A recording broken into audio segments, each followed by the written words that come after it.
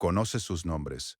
Los has escuchado en sermones, en lecturas bíblicas, en historias de la infancia. Pedro, Juan, Santiago, Andrés, Tomás, Mateo, el grupo de 12 hombres que dejó todo para caminar al lado de Jesús por las orillas del mar de Galilea, por los caminos de polvo de Judea, por las sinagogas y las montañas y los campos de trigo del primer siglo. Conoces el comienzo. Conoces los milagros que vieron. Conoces las parábolas que escucharon. Conoces la noche en que uno lo traicionó, la noche en que otro lo negó, la mañana en que llegaron corriendo a la tumba vacía. Conoces ese capítulo. Pero hay un capítulo que casi nadie cuenta bien, y es el último. ¿Qué pasó con cada uno de ellos después? ¿Qué fue de esos pescadores, de ese cobrador de impuestos, de ese antiguo celote, de ese hombre conocido por su duda? Cuando la persecución comenzó en serio, y seguir a Cristo dejó de ser una aventura y se convirtió en una sentencia. ¿Cómo terminaron sus historias? ¿Dónde murieron? ¿Cómo murieron? ¿Y qué revela ese fin sobre el precio real del discipulado en el primer siglo? Eso es lo que vamos a recorrer hoy. No como una colección de curiosidades violentas, ni como una lista de mártires para impresionar, sino como una caminata honesta por la última estación de la vida de los hombres que estuvieron más cerca de Jesús para entender lo que sus fines dicen sobre convicción, fidelidad y el costo de creer con todo lo que uno tiene. Si este tipo de contenido bíblico serio te ayuda a ver las Escrituras con más profundidad, dale like a este video antes de que terminemos y suscríbete al canal. Vale la pena quedarse. El mundo después de Pentecostés. Para entender cómo terminaron los discípulos, primero hay que entender en qué mundo les tocó vivir esa última parte de sus vidas. Después de la resurrección y de Pentecostés, la comunidad de creyentes en Jerusalén creció rápidamente, y con ese crecimiento llegó también la tensión con las autoridades religiosas judías y, eventualmente, con el poder romano.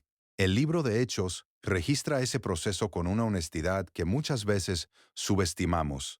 La expansión del Evangelio en el primer siglo no fue tranquila, no fue bien recibida y no fue gratuita. Fue marcada desde el principio por arrestos, golpes, cárceles, lapidaciones y amenazas que se fueron volviendo cada vez más concretas. Los discípulos no vivieron como figuras de bronce sobre pedestales.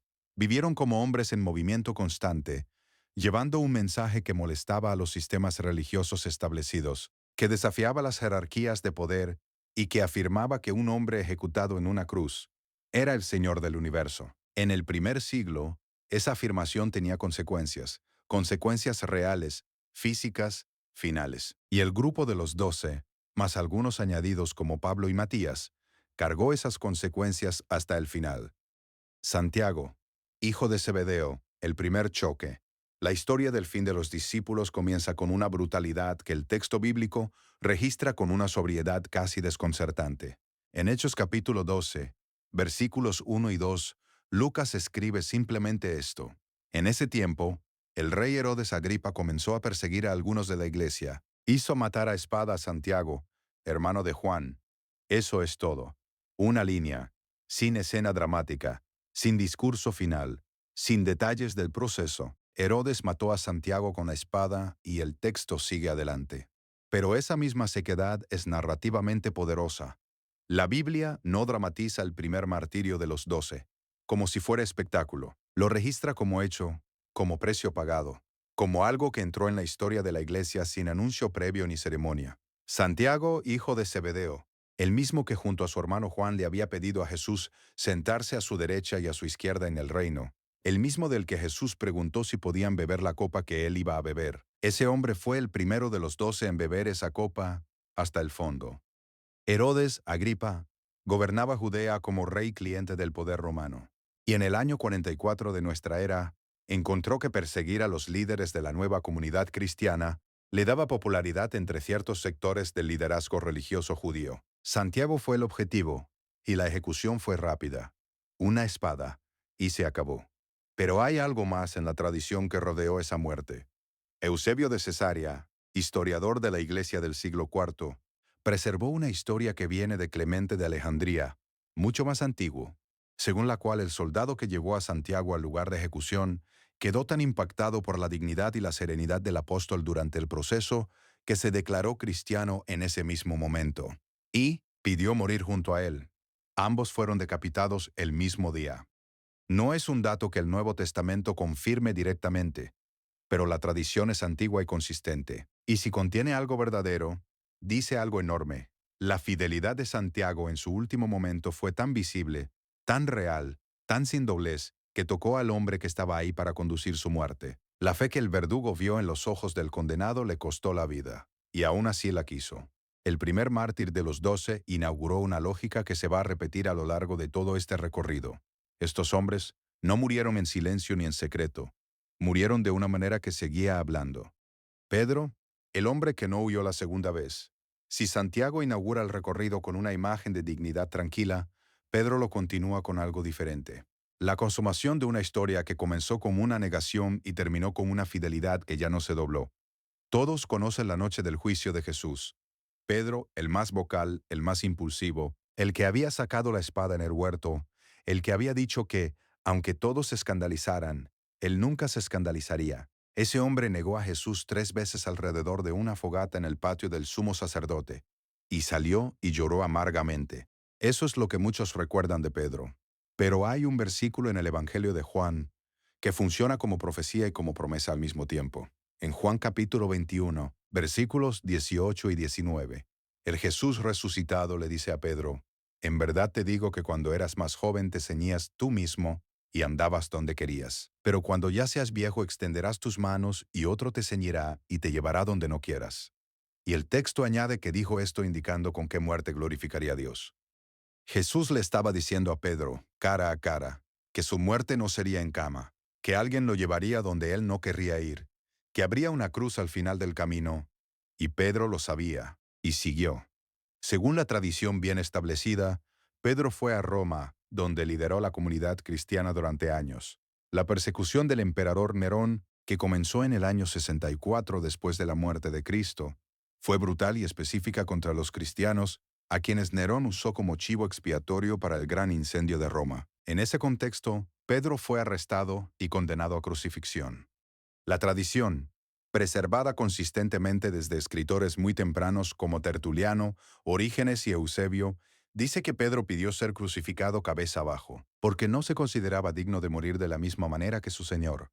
Los romanos, con ese tipo de ironía cruel que solo el poder arrogante puede producir, accedieron a la petición.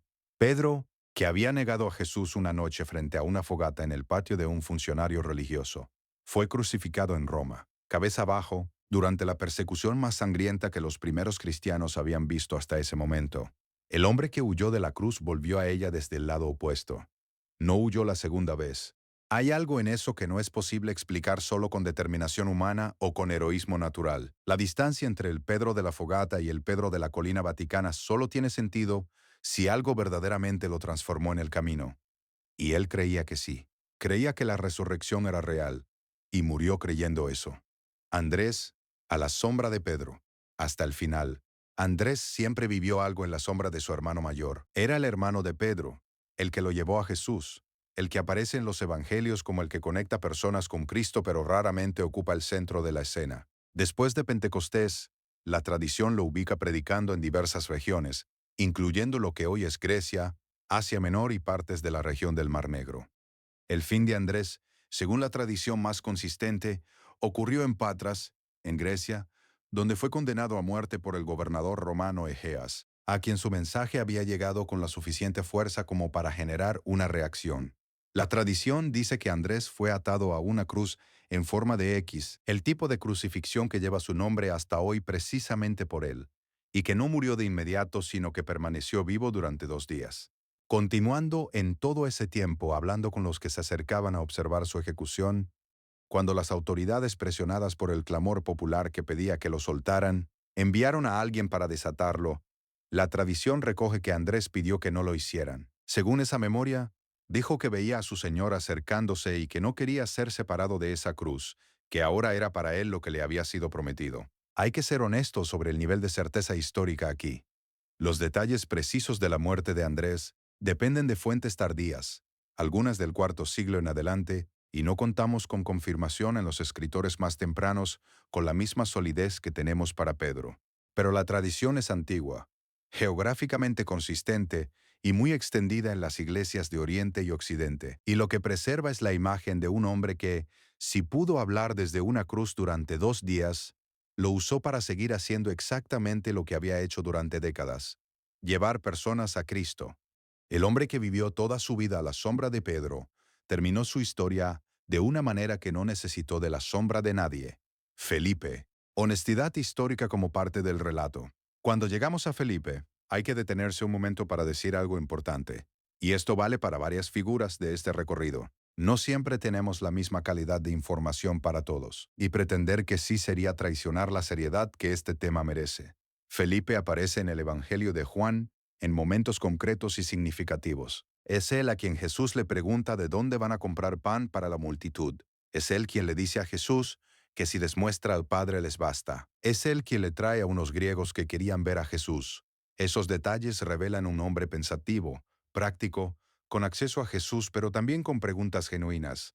Después de Pentecostés, hay que distinguir cuidadosamente entre Felipe el apóstol y Felipe el diácono, que también aparece en Hechos y cuyas historias algunas fuentes antiguas confundieron. Felipe el apóstol, según la tradición más extendida, predicó en Frigia, en lo que hoy es Turquía, y murió en Hierápolis, ya sea crucificado o colgado de una columna, dependiendo de la fuente que se consulte. Pero esta distinción entre las dos figuras llamadas Felipe genera suficiente incertidumbre como para no presentar los detalles como si fueran establecidos con la misma certeza que Pedro o Santiago. Lo que sí es claro es que su nombre quedó vinculado a regiones muy alejadas de Galilea y que la dirección de su historia después de Pentecostés apunta hacia la misma realidad que encontramos en todos los demás: lejos de casa, en terreno hostil, sin red de seguridad política ni social. Bartolomé, del escepticismo a la Armenia. Bartolomé, que muchos identifican con Natanael en el Evangelio de Juan, aparece en uno de los intercambios más memorables de los primeros capítulos de ese Evangelio. Cuando Felipe le dice que han encontrado al Mesías y que es de Nazaret, Natanael responde con una pregunta que tiene toda la carga del escepticismo bien fundado. ¿De Nazaret puede salir algo bueno? No es una pregunta de malicia, es una pregunta de alguien que conoce la geografía social de Galilea, que sabe lo que significa Nazaret en la escala de importancia cultural de su tiempo, y que no está dispuesto a entusiasmarse sin evidencia. Jesús, cuando ve a Natanael acercarse, lo describe como israelita en quien no hay engaño. Eso es carácter. Es alguien que dice lo que piensa y piensa lo que dice. Ese hombre, según la tradición más ampliamente preservada, terminó predicando en Armenia, en el Cáucaso, una región que en el primer siglo era un mundo completamente diferente al Mediterráneo judío, donde todo comenzó. La tradición armenia lo considera el fundador del cristianismo en ese territorio, y la memoria de su muerte allí es profunda y consistente en la historia de esa iglesia. La forma de su muerte según esa tradición es brutal. Se habla de que fue desollado vivo antes de ser decapitado o crucificado, dependiendo de la fuente. El propósito de mencionar esto no es producir impacto por la violencia, sino señalar el contraste que resulta imposible ignorar. El hombre que empezó preguntando si de Nazaret podía salir algo bueno, terminó muriendo en Armenia por la convicción de que de Nazaret había salido el Hijo de Dios. La distancia entre esas dos afirmaciones es toda su historia. Mateo, de la mesa de los impuestos al silencio de la historia. Mateo ocupa un lugar especial en el Nuevo Testamento. Es autor del primer Evangelio, el que abre el canon cristiano con la genealogía de Jesús y que construye una de las presentaciones más cuidadosas de la vida y enseñanza de Cristo para una audiencia judía, y sin embargo como persona histórica después de Pentecostés, casi desaparece del registro. Sabemos cómo comenzó su historia con Jesús sentado en su mesa de recaudación de impuestos en Capernaum, mirado con desprecio por sus propios vecinos por colaborar con el sistema romano de cobro, y de repente escuchando dos palabras que cambiaron todo: sígueme, y dejó todo y lo siguió. Después de los Evangelios y de los primeros capítulos de Hechos, las fuentes sobre Mateo son más escasas y menos convergentes que para otros apóstoles. Hay tradiciones que lo ubican predicando en Etiopía, en Persia, en Macedonia. Hay tradiciones que dicen que murió martirizado. Otras, más minoritarias, sugieren que murió de muerte natural. El consenso más común dentro de la tradición patrística apunta hacia un martirio, pero los detalles geográficos y el método varían considerablemente. Lo que importa preservar en el relato de Mateo no es forzar una certeza que las fuentes no dan. Lo que importa es esto: el hombre que el sistema religioso de su tiempo consideraba un traidor. un recaudador de impuestos demasiado contaminado para ser contado entre los justos, fue el mismo que escribió el Evangelio que generaciones y generaciones de personas han leído para conocer a Jesús. Empezó al margen de la respetabilidad religiosa y terminó en el corazón del canon cristiano. Eso ya es historia suficientemente poderosa. Tomás, el incrédulo que fue más lejos que todos. Ningún discípulo carga como un apodo más injusto que Tomás. Tomás el incrédulo, Tomás el que dudó. Como si ese momento en que pidió ver las marcas de los clavos y meter su mano en el costado fuera toda su historia, todo su legado, toda su persona. Pero eso ignora completamente lo que pasó después. La tradición sobre Tomás es una de las más geográficamente sorprendentes de todos los apóstoles. Las fuentes, y aquí hay bastante convergencia entre tradiciones orientales muy antiguas, lo ubican predicando el Evangelio en la India. No en la India como metáfora de lejanía. En la India literal, probablemente en la costa del Malabar, en el sur del subcontinente, donde las comunidades conocidas como los cristianos de Santo Tomás mantienen hasta hoy una memoria ininterrumpida de su fundación apostólica.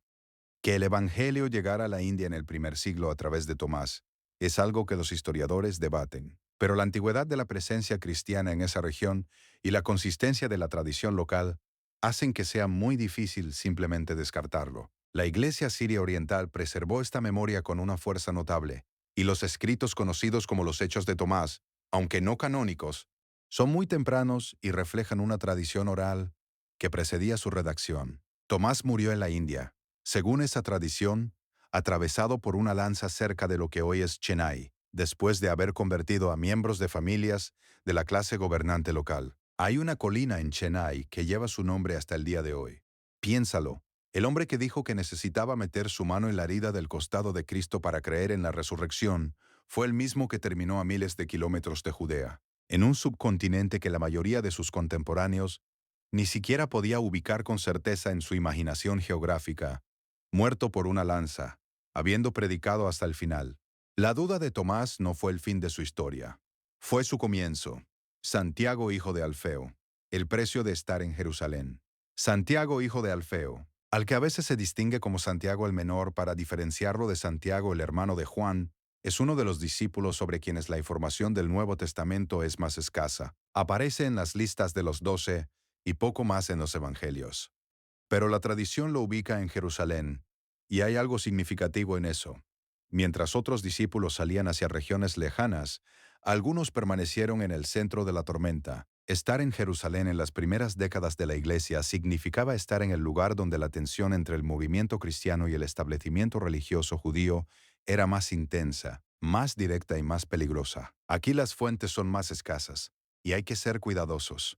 Hay una tradición que habla de su muerte en Jerusalén, posiblemente relacionada con lapidación o con ser lanzado desde un lugar alto. El nivel de precisión que podemos alcanzar es menor que para figuras como Pedro o Santiago, hijo de Zebedeo, donde los registros son más tempranos y más consistentes. Pero lo que el conjunto de la evidencia sugiere es que permanecer en Jerusalén no fue una opción más segura que irse. Los que se quedaron también pagaron. Simón el Celote y Judas Tadeo, en los márgenes de la historia. Simón el Celote y Judas Tadeo son las dos figuras sobre las que la documentación histórica es más escasa. Hay que decirlo con honestidad, sabemos muy poco con certeza sobre sus fines. Que Simón fuera llamado el Celote sugiere conexión anterior con grupos que buscaban la liberación de Israel por medios violentos si fuera necesario. Que ese hombre terminara en el mismo grupo que Mateo, recaudador de impuestos para Roma, ya dice algo sobre lo que Cristo hace con las ideologías que cada uno lleva al encuentro con él. La tradición ubica a ambos predicando en Persia o en el Cáucaso, con finales violentos, pero las fuentes son tardías y menos convergentes que para otros apóstoles. Lo que sí es posible decir con firmeza es esto. Hombres de los que sabemos tan poco fueron parte de un movimiento que cambió el mundo. Sus nombres llegaron hasta nosotros, sus historias exactas en muchos casos no. Y esa oscuridad dice algo sobre cómo operó el cristianismo primitivo.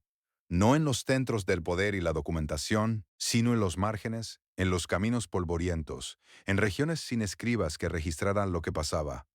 Juan, el precio de sobrevivir.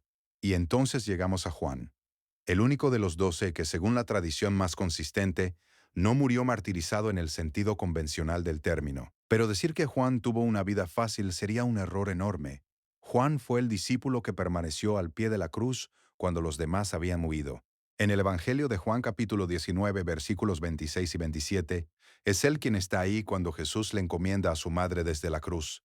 Todos los otros habían desaparecido. Juan se quedó.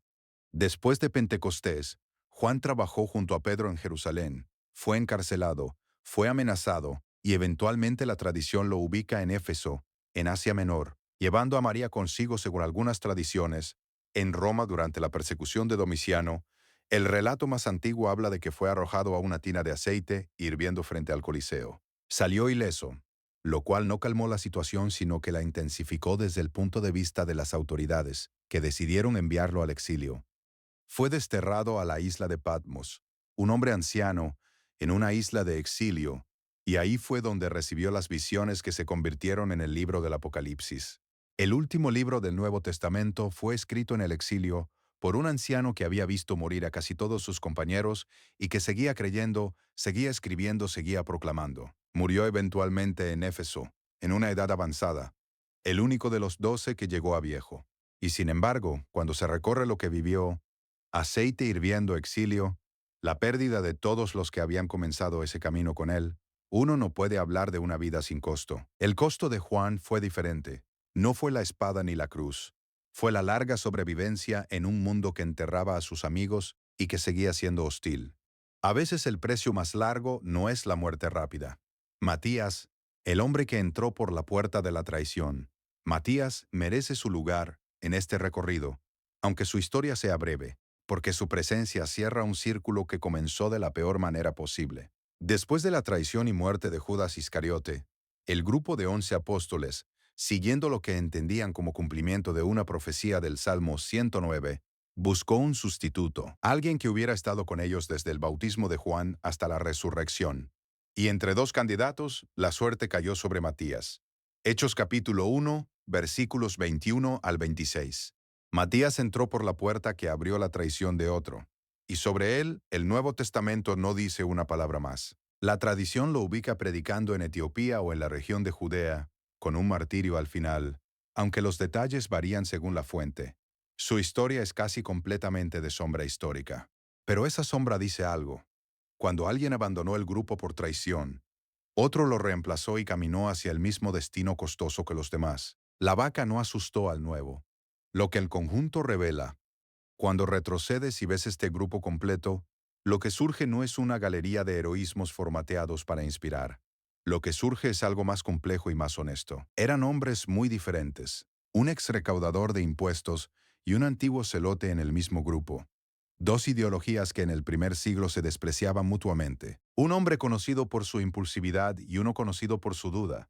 Unos que se fueron a la India y a Armenia, otros que se quedaron en Jerusalén, unos cuya muerte quedó registrada con claridad, otros que desaparecieron casi sin dejar rastro histórico. Lo que compartieron no fue temperamento, ni origen, ni destino geográfico. Lo que compartieron fue una convicción que resultó ser más fuerte que el miedo a morir. Y aquí es donde el vídeo llega a su pregunta más importante. ¿Qué explica eso? ¿Qué lleva a hombres tan diferentes a terminar de esa manera, esparcidos desde Judea hasta la India, desde Roma hasta Armenia, pagando en casi todos los casos el precio más alto que una persona puede pagar? Hay una respuesta que no es sentimental ni heroica en el sentido superficial del término. Es la respuesta que ellos mismos habrían dado, y que el conjunto de sus vidas respalda con una coherencia que es difícil ignorar. Creyeron que Jesús resucitó de entre los muertos, no como metáfora, no como inspiración, como hecho, como realidad que vieron con sus propios ojos y que ninguna amenaza de muerte logró hacerles negar. La gente muere por muchas razones, muere por ideologías, muere por lealtades tribales, muere por errores de cálculo, muere por circunstancias que no eligió. Pero hay un tipo específico de muerte que es muy difícil de explicar de otra manera. Morir por algo que sabes que es mentira. Eso, casi ningún ser humano lo hace. Los discípulos no murieron por una fe que habían recibido de oídas, por una tradición que les habían transmitido sus padres, por una historia que nadie había podido verificar. Murieron por algo que afirmaban haber visto, una tumba vacía, un hombre resucitado, 40 días de apariciones. Y eligieron morir antes que decir que fue mentira. Ese es el fondo de todo lo que hemos recorrido hoy. No la violencia en sí, no los métodos de ejecución, sino la convicción que hay detrás de cada uno de esos fines. El precio no fue teórico. Terminamos donde empezamos, con hombres simples, convocados junto a un lago en Galilea, que no tenían idea de lo que les esperaba. Cuando Jesús dijo «Sígueme», ellos no recibieron un folleto con las condiciones del contrato. No se les informó que Pedro sería crucificado cabeza abajo, que Santiago sería decapitado antes de que muchos supieran su nombre, que Tomás moriría a miles de kilómetros de su hogar, que Juan sobreviviría a todos y terminaría sus días en el exilio escribiendo visiones del fin de la historia. Simplemente lo siguieron, y fueron siendo moldeados por ese seguimiento hasta el final. Y lo que el fin de sus vidas revela no es que el discipulado sea una promesa de seguridad. Revela exactamente lo contrario. El discipulado costó casi todo a casi todos ellos. Costó casa, comodidad, protección política, conexiones familiares y, en la mayoría de los casos, la vida misma, no en algún sentido metafórico de rendición espiritual, en el sentido más literal y físico de la palabra, y aún así continuaron, aún así fueron, aún así permanecieron, hasta que no pudieron más, y muchos de ellos ni siquiera entonces cedieron. Eso no se explica con heroísmo natural, eso se explica con una convicción que fue más grande que el miedo, más profunda que el dolor, más sólida que cualquier amenaza que el poder humano pudiera formular. El precio del discipulado no fue teórico para los 12, fue la cuenta final de una vida entregada a algo que consideraban más real que su propia supervivencia. Y la pregunta que ese final le hace a cada persona que hoy lleva el nombre de cristiano es simple, directa y sin escapatoria posible. ¿Qué tan real es para ti lo que fue tan real para ellos? Si este video movió algo en tu manera de ver a los discípulos y lo que significa seguir a Cristo, compártelo con alguien que necesita escuchar esto. Deja en los comentarios cuál de estas historias te impactó más y por qué.